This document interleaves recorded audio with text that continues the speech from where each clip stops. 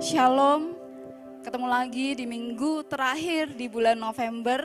Itu artinya bulan depan kita bertemu dengan bulan yang baru, yaitu kita mau merayakan Natal sebentar lagi, Bapak Ibu. So, hari ini tema yang saya berikan, befriending God. Apa itu befriending God, Bapak Ibu? Bersahabat dengan Tuhan. Aduh, ketika saya menyiapkan materi ini, betul-betul pribadi saya juga belajar untuk menjadi sahabatnya Tuhan. Bukan hanya sekedar anak, tapi juga sahabat. Kalau Bapak Ibu punya anak, pasti Bapak Ibu nggak hanya sekedar menganggap itu sebagai anak, tapi juga sebagai sahabat ngobrol, sahabat berbincang, curhat, dan lain sebagainya gitu Bapak Ibu. Dan definisi kata sahabat menurut firman Tuhan adalah kata sahabat mengandung arti lekat, seperti kertas yang menempel pada kertas.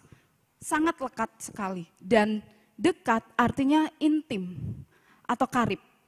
Kalau Bapak Ibu punya sahabat, pastikan apa-apa kalau mau jalan-jalan, ini kesukaan nih anak nih, pasti ingat gitu dengan sahabatnya. Oh kalau lagi ada masalah langsung ingat, aduh telepon nih anak kayak gitu. Pasti cerita langsung sama sahabat karibnya gitu kan. Dan penyembahan kita bukan soal liturgi, bukan soal lirik lagu Bapak Ibu, bukan soal lagu, tapi berbicara tentang pengenalan. Penyembahan berbicara tentang pengenalan kita akan pribadinya. Tanpa pengenalan yang benar akan Tuhan, kita nggak bisa menjadi sahabatnya Tuhan. Nggak mungkin kita bersahabat langsung sama seseorang tanpa melalui proses pengenalan terlebih dahulu. Pasti dimulai dari proses pengenalan dulu sebagai teman, terus naik proses langsung level sahabat karena sudah tahu seluk-beluk dari teman itu gitu. Sama halnya kita, bagaimana kita mau bersahabat sama Tuhan kalau kita nggak mau mengenal pribadinya Tuhan? Bagaimana kita mau belajar untuk mengenal pribadinya Tuhan? Kalau kita nggak mau hidup dalam keintiman bersama Tuhan, yaitu bersaat teduh, ngobrol sama Tuhan, dalam hal apapun itu. Dan bagaimana kita mau bersahabat dengan Tuhan tanpa proses pengenalan akan Tuhan? Itu yang harus kita lakukan, mendekat dan melekat bersama Tuhan. Yang disebut sahabat, Bapak Ibu, pasti kita melakukan firman-Nya, betul? Dalam hal sederhana aja kita kadang tidak mau melakukan. Dalam hal sederhana saja, kita nggak mau ngelakuin. Ibadah bukanlah sekedar aktivitas seremonial rutin dalam kehidupan orang Kristen. Ibadah pada hakikat yang merupakan perjumpaan kita bersama Tuhan. Bukan hanya sekedar rutinitas, setiap hari Minggu saya seorang Kristen, saya harus datang ke gereja, saya berdoa, saya memuji, ya it's okay. Tapi ada enggak ketika kita datang di tempat gereja, di sebuah gereja, ada kerinduan, aku mau ketemu Tuhan hari ini. Dengan melupakan segala masalah, problem kehidupan yang ada di dalam kehidupan keluarga, di dalam kehidupan pribadi, dalam rumah tangga, dalam permasalahan anak. Tapi kita fokus untuk datang ke rumah Tuhan, untuk bertemu Tuhan, menyembah Dia sebagai Bapa kita. Yohanes 4 ayat 20 sampai 26, saya bacakan. Ayat 20, minggu pertama, Pastor Iman sudah membicarakan tentang perempuan Samaria. Tapi saya tertarik juga untuk membahas ini Bapak Ibu. Ayat 20, nenek moyang kami menyembah di atas gunung ini. Tetapi kamu katakan bahwa Yerusalemlah tempat orang menyembah. Kata Yesus kepadanya, percayalah kepadaku, hai perempuan, saatnya akan tiba bahwa kamu akan menyembah Bapa bukan di gunung ini dan bukan juga di Yerusalem. Kamu menyembah apa yang tidak kamu kenal. Kami menyembah apa yang kami kenal, sebab keselamatan datang dari bangsa Yahudi. Tetapi saatnya akan datang dan sudah tiba sekarang bahwa penyembah-penyembah benar akan menyembah Bapa dalam roh dan kebenaran. Sebab Bapa menghendaki penyembah-penyembah demikian. Ayat 24, Allah itu roh, dan barang siapa menyembah Dia harus menyembahnya dalam roh dan kebenaran. Ayat 25, jawab perempuan itu kepadanya, aku tahu bahwa Mesias akan datang, yang disebut juga Kristus. Apabila ia datang, ia akan memberitakan segala sesuatu kepada kami. Ayat 26, kata Yesus kepadanya, akulah Dia yang sedang berkata-kata dengan engkau. Di dalam ayat ini ada hal yang sangat menarik kalau Bapak Ibu baca dari ayat-ayat tersebut. Ayat 20 sampai 26 itu berbicara tentang esensi dari pada penyembahan yang benar. Kalau Bapak Ibu lihat ayat 20 sampai 22 itu membahas tentang esensi daripada penyembahan yang benar. Lalu di ayat 23 sampai 24 itu kualifikasi daripada penyembahan yang benar. Ayat 25 sampai 26 berbicara tentang yaitu puncaknya, yaitu Kristus sebagai realitas puncak penyembahan yang benar. Percakapan antara Yesus dan wanita Samaria tentang menyembah Allah dalam roh kebenaran, dalam roh dan kebenaran ini terjadi setelah Yesus membuka keberadaan wanita Samaria tersebut. Pengetahuan Yesus yang luar biasa membuat wanita Samaria ini terkagum-kagum, Bapak Ibu. Yesus mampu membuka tabir kehidupan yang gelap dari wanita ini. Dan setelah itu percakapan itu bergeser, Bapak Ibu. Dalam dialog tersebut wanita Samaria ini kemudian mengangkat persoalan utama yang diperdebatkan antara orang Yahudi dan orang Samaria, yaitu perdebatan tentang tempat penyembahan. Minggu lalu Pastor Eman juga sudah membahas bahwa penyembahan bukan soal tempat, tapi soal hati yang benar. Wanita Samaria mengungkapkan, nenek moyang kami menyembah di atas gunung ini.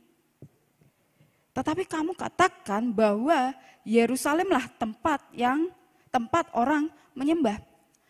Saya tertarik dengan kata gunung ini. Yang dimaksud gunung ini kemungkinan besar menunjuk kepada gunung yang namanya Gerizim, Bapak Ibu. Di atas gunung ini dibangun sebuah kuil oleh orang Samaria pada saat itu sebagai tandingan bait suci di Yerusalem. Dan dalam bahasa Arab Gerizim disebut Jebel Etor yang mengandung arti yaitu gunung berkat. Dan gunung Gerizim ini adalah gunung Moria, yaitu tempat di mana pengorbanan Ishak yang gagal pada saat itu. Dan yang paling menarik ketika Yesus ngobrol sama wanita Samaria tentang penyembahan, tentang menyembah Allah dalam roh dan kebenaran, sebelumnya ada perintah dari Yesus sendiri di ayat sebelumnya, yaitu untuk memanggil suami dari wanita Samaria itu. Tapi wanita Samaria itu berkata jujur. Yesus mampu membuka tabir kehidupan gelap dari wanita Samaria ini, Bapak Ibu. Dan kalau dikaitkan dan kalau kita berbicara tentang menyembah dalam roh dan kebenaran, juga berbicara hidup dalam kekudusan, Bapak Ibu. Kita nggak akan bisa masuk dalam roh dan kebenarannya Tuhan kalau kita nggak mau jaga hati kita dan hidup kita dari kecemaran dunia. Salah satu definisi kata kudus adalah berada dalam hidup kemurnian. Anak-anak muda sekarang ketika saya ngobrol sama beberapa teman, anak-anak, aduh hidup kudus tuh mustahil, kuno, gak mungkin bisa dijalanin. Karena kekudusan adalah salah satu atributnya Tuhan. Kita gak bisa masuk dalam kebenarannya Tuhan Kita nggak bisa masuk dalam penyembahannya di dalam roh dan kebenaran kalau hidup kita masih tercemar dengan hal-hal yang dunia, termasuk hati kita, Bapak Ibu. Kalau kita betul-betul bilang bahwa Yesus adalah sahabat kita, pasti kita hidup dalam keintiman bersama Tuhan. Gak mungkin enggak. Bagaimana kita dapat bersahabat dengan Tuhan, tapi kita nggak mau mengenal pribadinya Tuhan. Bagaimana kita mau belajar mengenal pribadinya Tuhan kalau kita nggak mau baca firman-Nya? Bagaimana kita mau mengenal pribadinya kalau kita menjauh dari komunitas kita? Bagaimana kita mau belajar hidup dalam mengasihi sama kita kalau kita juga nggak mau belajar mengasihi Tuhan? Karena dampak dalam kita hidup mengasihi Tuhan, kita juga mengasihi sesama kita. Saya kutip dari quote Pastor Iman minggu lalu. Penyembahan sejati hanya bisa dilakukan oleh orang-orang yang telah ditebus. Kita yakin sudah ditebus?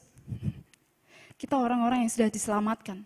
Dan karya Yesus ketika dia disalibkan itu sudah menguduskan hidup kita. Karena kekudusan kita tidak bisa mengusahakan sendiri Bapak Ibu. Kita akan selalu gagal. Tapi ketika Tuhan menyerahkan hidupnya untuk menebus setiap hidup kita, kekudusan itu sudah ada di dalam hidup kita.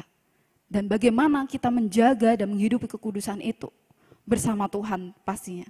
Kita nggak bisa sendiri, mengusahakan sendiri kekudusan kita. Di Perjanjian Lama, orang menyembah Tuhan di tempat bernama Bait Allah. Tapi di Perjanjian Baru, Tuhan Yesus merestorasi hubungan antara manusia dengan Allah Bapa, sehingga kita tidak perlu ke Bait Allah yang Maha Kudus. Karena kitalah Bait Roh Kudusnya, Bapak Ibu. Kita adalah Bait Roh Kudusnya Tuhan. Kemanapun kita pergi, kita membawa Roh Kudus bersama kita. Karena pengenalan yang benar akan Tuhan membawa kita menjadi penyembah Tuhan yang benar.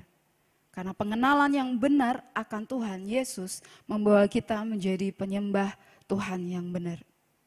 Ketika kita menyebut Yesus sebagai sahabat kita, Bapak Ibu, kita nggak akan membiarkan hidup kita itu dicemarkan oleh dosa. Saya sebagai anak muda sangat-sangat mudah untuk tercemarkan dengan hal-hal dunia.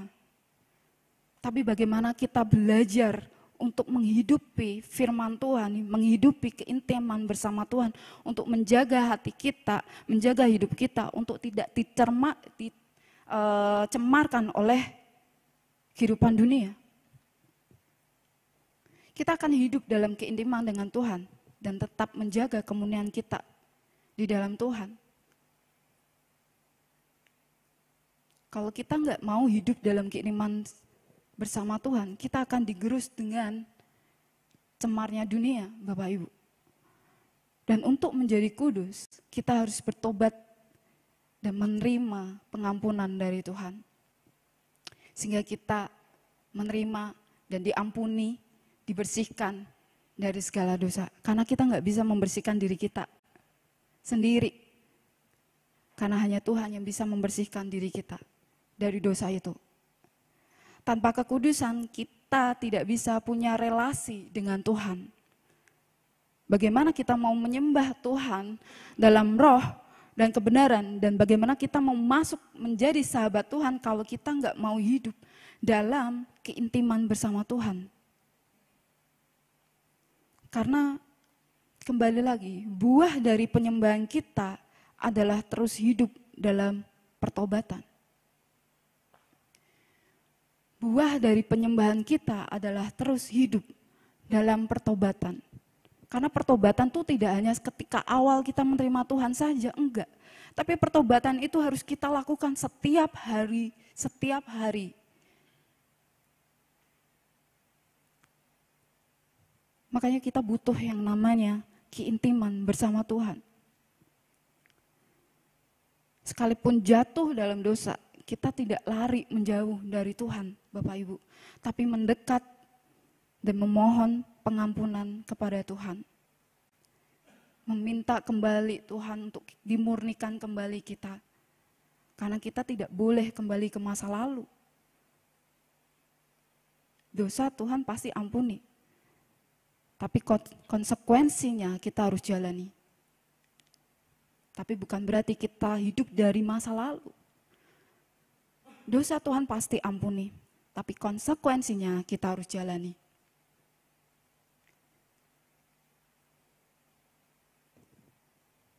Kita hidup di dunia, tetapi tidak memakai cara dunia.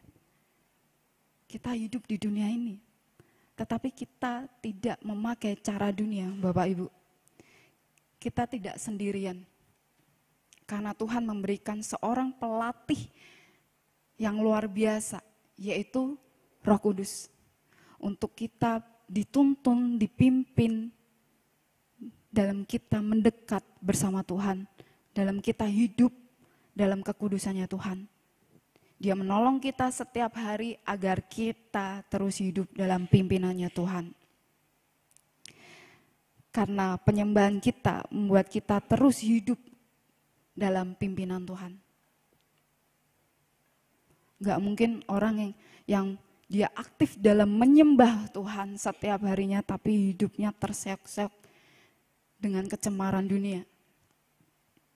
Karena penyembahan kita membuat kita terus hidup dalam pimpinannya Tuhan, bukan di luar pimpinannya Tuhan. 1 Korintus 3 ayat 16.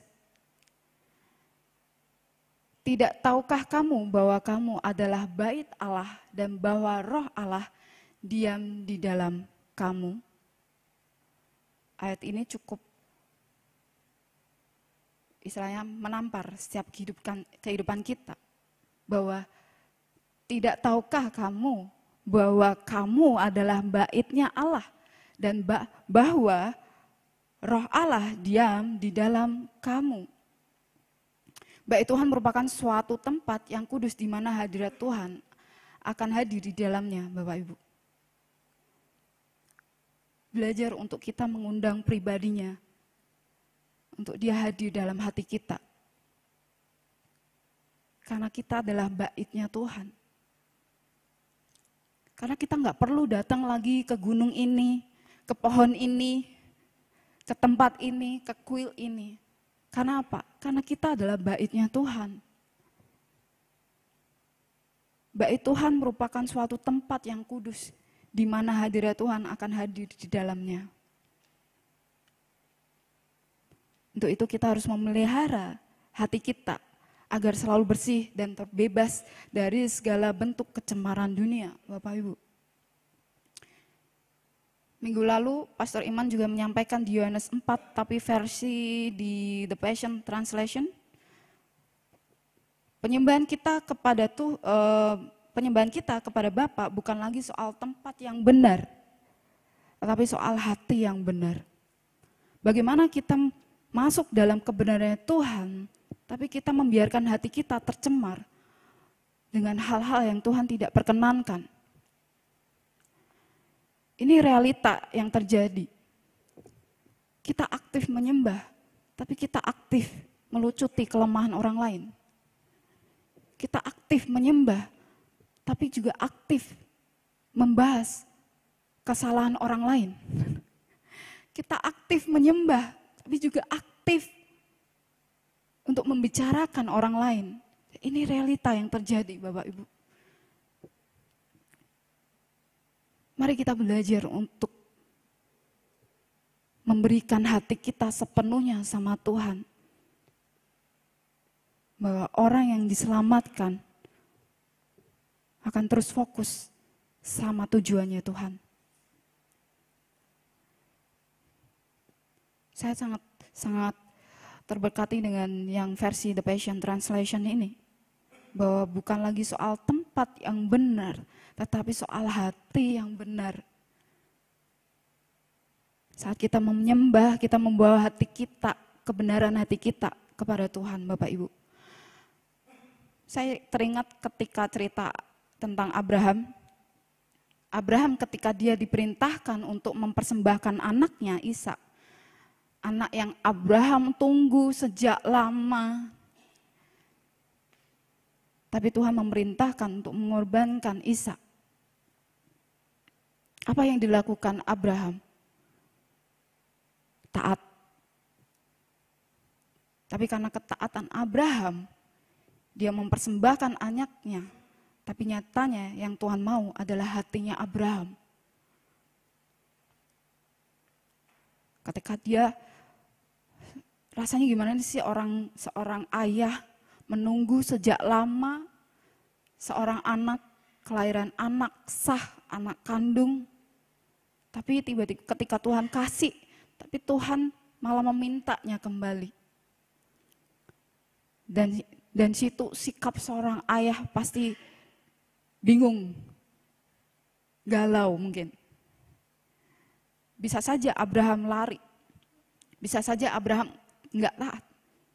Tapi Abraham taat untuk melakukannya.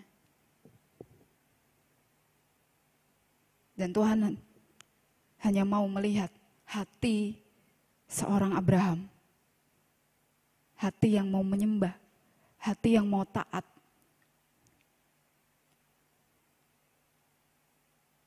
1 Petrus 1 ayat 16.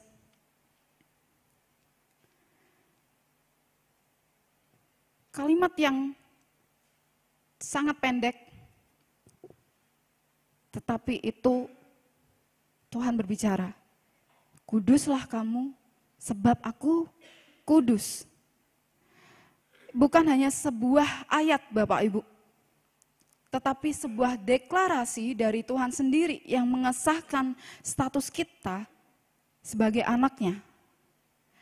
Deklarasi dari Tuhan sendiri yang mengesahkan status kita sebagai anaknya. Anak dari Raja di atas segala Raja yang Maha Kudus.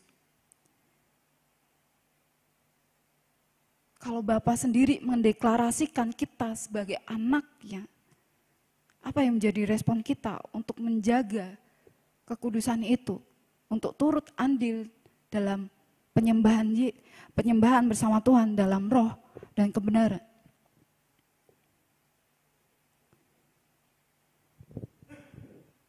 Ini barusan terjadi 2 hari yang lalu, Bapak Ibu. Saya tutup dengan ini. Saya punya ponakan kelas 1 SD. Kebetulan dalam sebulan ini sedang membahas tentang worship, bagaimana kita menghidupi itu, bukannya sekedar kita mendengar tapi kita nggak melakukan gitu. Saya sekedar mendengar berita-berita bahwa banyak kasus pembulian di sekolah-sekolah. Dan itu terjadi pada ponakan saya. Tadinya ponakan saya nggak cerita ke kedua orang tuanya. Tapi di hari ketiga atau hari kedua, maaf saya lupa, keponakan saya sakit, panas, demam tinggi. Sekujur tubuhnya katanya sakit semua. Anak perempuan ya. Kalau tidur itu kayak katanya kayak minggir-minggir gitu. Kayak tangannya, matanya juga nggak bisa tenang gitu, nggak bisa nutup dengan tenang. Setelah itu, kenapa ini anak? Tapi nggak mau cerita gitu. Setelah itu mungkin anak ini capek ya, mungkin biasanya sebulan sekali tuh dipijet gitu kan, mungkin capek terus waktunya dipijet. Akhirnya dipijet nih. Setelah paginya dipijet, sorenya makin demam tinggi Bapak Ibu. Makin demam tinggi, kaki kanan itu membengkak. Cemas. Waktu itu posisi saya belum tahu karena masih di kantor. Ketika pulang, lagi persiapan untuk materi di suatu komsel. Akhirnya adik saya masuk ke rumah, karena masih di rumah saya, main gitu. Terus teriak ke mama saya, "Mah ini gimana nih, bengkak ini gimana nih," kayak gitu. Padahal posisi saya lagi nyiapin materi, itu berapa menit lagi saya harus sharing tentang firman Tuhan. Dengar itu, ampun, tangan saya sudah gemeter gitu. Ternyata ada sela-sela itu ponakan saya cerita bahwa saya lagi mau bantu teman saya yang lagi dijambak rambutnya sama anak cowok. Tapi ketika saya bantu, karena teman-teman gak ada yang bantu, saya bantu, akhirnya saya ditendang di paha kanan saya. Aduh, saya dengar itu hancur hati saya gitu. Orang tuanya hancur apalagi saya gitu. Dan situ rasanya hati mulai bergejolak, pikiran ini, aku mau ketemuin ini sama nih anak gini ya. Mau diapain nih anak gitu kan. Kembali lagi ketika diingat bahwa yuk masuk dalam penyembahan, ayo berdoa, ayo jangan khawatir, yuk jangan cemas gitu. Ada di situ saya menenangkan diri saya berdoa, saya bahasa roh, saya menyembah, saya nyanyi, saya minta hostnya yang di Zoom itu minta beberapa menit tolong diulur supaya saya bisa menenangkan hati saya, pikiran saya. Dan setelah itu bersyukur Tuhan masih pimpin saya gitu. Dan setelah dari itu dibawa ke rumah sakit, ternyata ada pembuluh darah yang pecah di bagian paha kanan. Karena itu sebetulnya secara medis tidak boleh dipijat. Karena memang posisinya orang tuanya nggak tahu gitu, karena anaknya baru cerita pada saat itu. Saya cerita gini karena saya mengalami itu. Dan dalam posisi situasi itu apakah kita meresponinya dengan sangat marah? Awalnya iya Bapak Ibu, saya marah sekali gitu. Saya hanya sekedar mendengar di berita, ini gitu, saya cuma berdoa supaya nggak terjadi dalam ponakan saya, tapi justru itu terjadi di ponakan saya gitu. Sikap baiknya malah membuat dia jadi sakit gitu. Tapi saya bersyukur anak ini kuat gitu. Dan situ membuat saya ketika mendengar itu, ada tuntunan, ayo nyembah, ayo doa. Jangan dikuasai oleh amarahmu, jangan dikuasai dengan pikiranmu, jangan dikuasai oleh hatimu yang lagi gak oke, lagi kacau dalam situasi itu. Cukup ngeblank awalnya, tapi saya bersyukur Tuhan masih pimpin kehidupan saya untuk mengambil keputusan, ayo menyembah. Dalam situasi ini, ketika terjadi dalam kehidupan Bapak Ibu, apa yang Bapak Ibu responkan dalam keluarga? Apa yang terjadi dalam anak-anak Bapak Ibu? Atau di dalam keluarga, sanak saudara? Saya mengalami itu, tangan saya gemetar gitu. Memuncak rasa marah, memuncak ini, aduh nggak tahu kalau nggak Tuhan yang pimpin mungkin udah keluar semua gitu. Tapi di saat itu Tuhan respon ketika saya belajar untuk meresponi, untuk tetap belajar untuk merendahkan diri saya apa yang menjadi maunya Tuhan.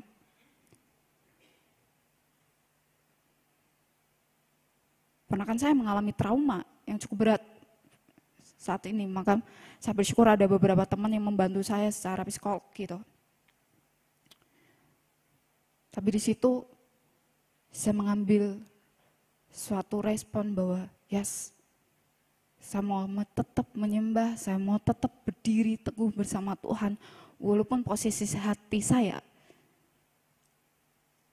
ada kemarahan, ada kekecewaan, tapi biarlah Tuhan yang memimpin hati kita, walaupun hati kita masih dalam kekecewaan, masih dalam kepahitan, masih dalam hal-hal yang penuh luka, biarlah hati kita bawa ke Tuhan, biarlah Tuhan yang membereskan itu semua Bapak Ibu. Dengan cara kita masuk ke dalam hadiratnya, kita menyembah, kita meresponi firman-Nya, dan kita tetap tertanam di dalam kekudusan. Seperti yang tadi saya bilang bahwa kita hidup di dunia, tapi bukan berarti hidup dengan caranya dunia. Memang gak mudah Tapi apakah kita betul-betul kembali lagi bertanya pada diri kita, apakah kita betul-betul mengasihi Tuhan dalam kehidupan kita untuk hidup bersama, keintiman bersama Tuhan dan masuk dalam penyembahannya. Karena penyembahan itu saat kita mengangkat tangan itu tanda kita berserah sama Tuhan. Karena di dalam kelemahan kita kuasa Tuhan jadi sempurna. Amin. Saya undang untuk pemain musik. Saya percaya biarlah di dalam keseharian kita dapat mempertahankan klaim yang telah dibuat oleh Tuhan sendiri, yaitu bagaimana kita belajar dalam penyembahannya yang benar. Bukan berbicara soal tempat dimanapun, tapi berbicara kita membawa hati yang benar di dalam Tuhan. Keseharian kita penuh dengan hal-hal yang mencemarkan, tapi kita terus bawa Tuhan dalam hati kita untuk Tuhan pimpin langkah kita setiap harinya, Bapak Ibu. Amin.